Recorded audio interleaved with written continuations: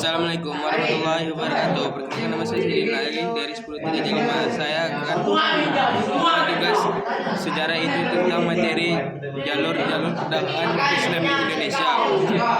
Proses masuknya dan perkembangan agama dan kebudayaan Islam ke Nusantara pada umumnya berjalan dengan damai. Oleh karena itu, Islam mendapat sambutan yang baik dari sang masyarakat, baik kalangan raja, bangsawan maupun rakyat biasa. Faktor-faktor berikut syarat memeluk agama Islam sangat mudah, cukup dengan mengucapkan kalimat syahadat. Yang kedua, tata cara peribadatan Islam sederhana, tidak rumit, persiapan yang rumit. Yang ketiga, Islam tidak mengenal pelapisan sosial seperti halnya agama Hindu dengan sistem kastanya. Tidak heran orang Nusantara, apalagi orang yang berasal dari golongan bawah secara ekonomi dan sosial, mudah menerima agama ini. Yang pertama, jalur perdagangan. Perdagangan merupakan metode penyebaran Islam yang paling kentara, bahkan dapat dikatakan sebagai jalur pertama dan utama penyebaran awal Islam. Menurut Tommy Press, sekitar abad ke-7 sampai abad ke-17 lalu lintasan perdagangan yang mulai Nusantara sangat ramai. Dalam proses ini, perdagangan Nusantara dan perdagangan asing atau dalam kurung Islam dari Gujarat dan Timur Tengah, Arab dan Persia bertemu dan saling bertukar pengaruh. Sebagian dari para pedagang asing ini tinggal di wilayah dekat pantai yang disebut dengan Pejokan. Yang kedua, jalur perkawinan. Saluran penyebaran Islam selanjutnya adalah saluran perkawinan. Pedagang dan keluarganya menikah dengan perempuan pribumi, putra-putri para bangsawan, adapati dan bahkan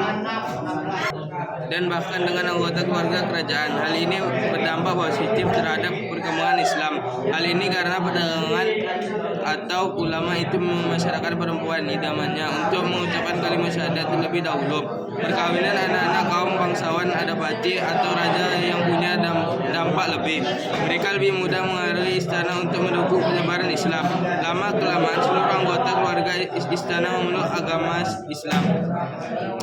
Kerajaan yang bercorak Hindu-Buddha pun perlahan-lahan bercorak Islam. Perkawinan juga tidak hanya terjadi antara para saudagar dan para rakyat pribumi.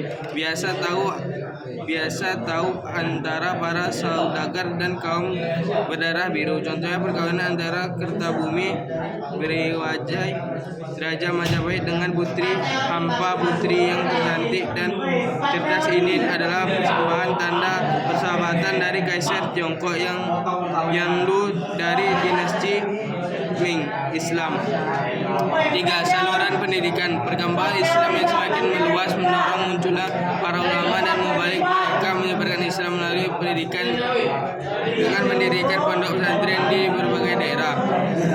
Di pondok-pondok pesantren, kaum muda santri yang dari berbagai daerah dan kalangan menimba ilmu tentang Islam. Mereka lalu kembali ke daerah asal dan menjalankan ajaran-ajaran tentang Islam. Saluran ini sangat efektif untuk mempercepat dan memperluas penyebaran Islam hingga ke daerah-daerah terpencil.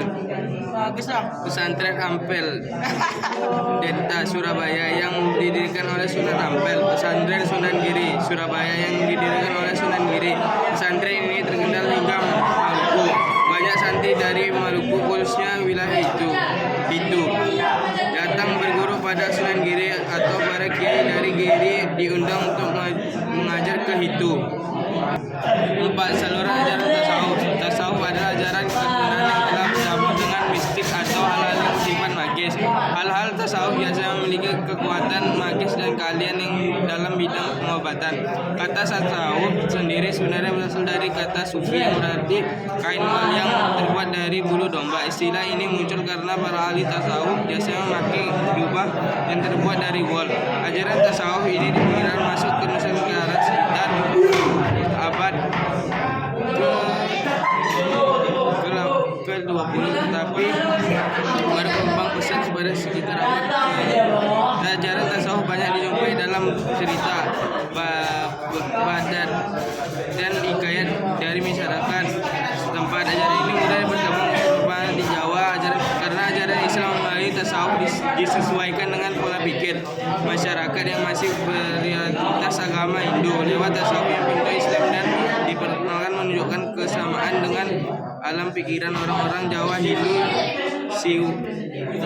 Siwa dan Buddha. Terima kasih. Assalamualaikum warahmatullahi wabarakatuh.